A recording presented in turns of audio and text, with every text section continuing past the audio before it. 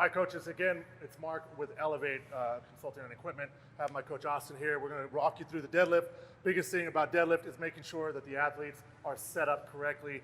Too many times do we teach the pull off the ground as opposed to the setup correctly, making sure they have all the opportunity to apply as much force and be as safe as possible in the deadlift pull. First off is getting underneath the bar, or on top of the bar, I should say.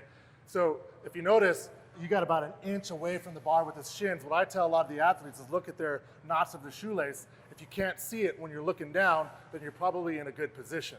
Okay, a lot of times you'll have athletes that start away from it and it's too far away and they try to roll the bar to them, or they even pick up the bar from this position. What we want to make sure that's nice and tight to the shin, and that will create a better bar path as we pick it off the ground. Second thing is you notice he's a little bit narrow with the stance. So I'm going to coach a kid, and based off of his height, his femur length, and where his mobility is, it's going to be inside the hips. So show me an outside the hip position, Austin. So we don't want it this wide.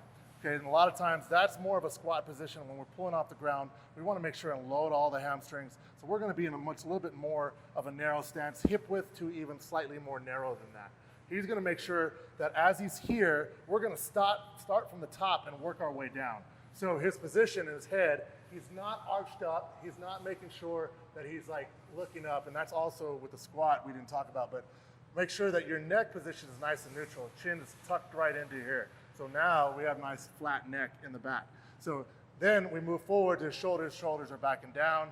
He's not slouched over. So meaning we're back, retracted, and depressed down into the ground. Second thing is we got to make sure that we're nice and tight.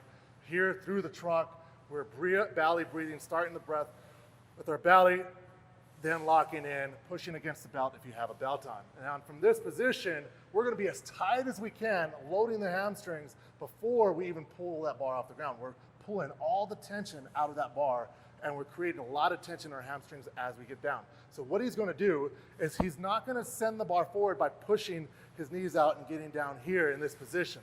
He's just going to basically push his hips back, start to really load the hamstrings, thinking about that. Grab one side of the bar, and we're going to pull tension. This bar should have a lot of tension before we even yank it off the ground. And from this position, we're going to sit back, butt goes down, weight stays in the heels, and we're just going to drive off the ground from that position, snapping the hips up. Finished position, you just want to have inline shoulder, hips, knees, elbows. You don't want to send the hips to forward, center of gravity.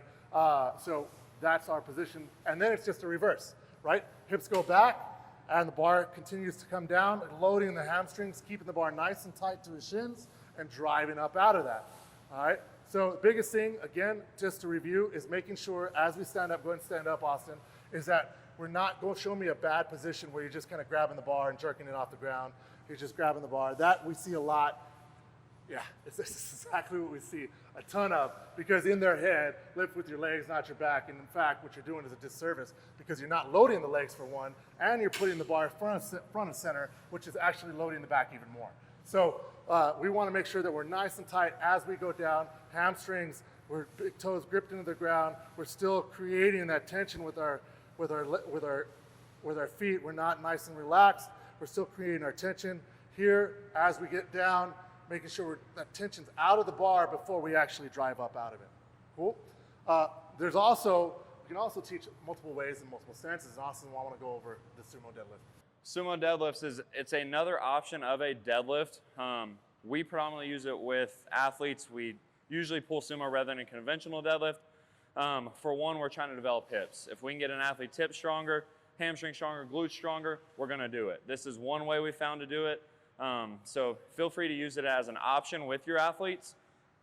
Again, if we're looking for an athlete that doesn't have much hip development, say they go to squat and we keep seeing them turn in and buckle these knees, we're going to try to bring them out wide and really spend some time developing those hips. So with these, I really like Mark's positioning here. The only thing I want to do a little bit different, Mark, if you can open your toes a tiny bit more. Good, and I know you have tight hips, so I'm going to bring your stance in a little bit. Okay? So the more mobile the athlete's hips are, the wider they can go. The tighter their hips are, and the less mobile they are on the hips, the narrower their stance is going to have to be. For the toes with the point out, we're literally just thinking, like, usually what we'll do is we'll say find the corners of the room in a sense. I don't want to be toes forward. I don't want to be way out here. I want to be somewhere in the middle of those 2 points. Not straight, not out, somewhere in the middle. So Mark's got great foot positioning with that. From here, the exact same thing as a conventional deadlift is going to happen. We're going to try to sit down and back, just like the regular deadlift, to load up our hamstrings, glutes, hips, everything from there. Once Mark gets to this barbell, we're looking to grab, I want him to grab this thing as hard as he possibly can. Perfect. As he comes back down, same setup as the conventional. He's trying to reach butt down and back, opening up the knees as hard as he can. Good, give me one more. Open the knees hard, hard, hard, hard, hard. There, now pull. That's where I want to be. You should feel a ton of tension here before you ever pull that bar up. If we have the tension here, that's going to put us where 95% of that lift is going to be taken care of. For the most part, if we can get that. Again, we're talking about position-wise. What you'll find is when a lot of people are used to pulling conventional. So what you'll find by opening it up and putting a lot of pressure on the hips, a lot of pressure on the glutes and the hammies, you'll feel weaker in a wide stance. Often your numbers will be lower at first, but at first, exactly. But then once you start getting that intermuscular coordination, your muscles understand what's supposed to be happening here, you can probably, most likely, even pull heavier than your conventional, depending on the athlete.